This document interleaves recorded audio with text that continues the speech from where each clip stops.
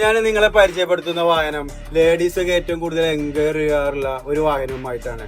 2019 ബ്രിസ VDI automatic വാഹനമാണ്. ഈ വാഹനത്തിന് മേജർ ആക്സിഡന്റ് റീപ്ലേസ് കാര്യങ്ങളൊന്നും തന്നെ ഇല്ല.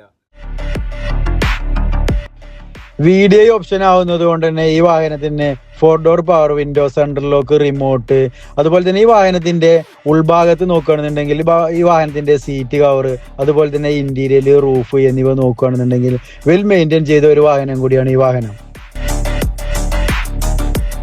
നമ്മൾ ഈ വാഹനത്തിന് വില ഉദ്ദേശിക്കുന്നത് 8,20,000 രൂപയാണ്.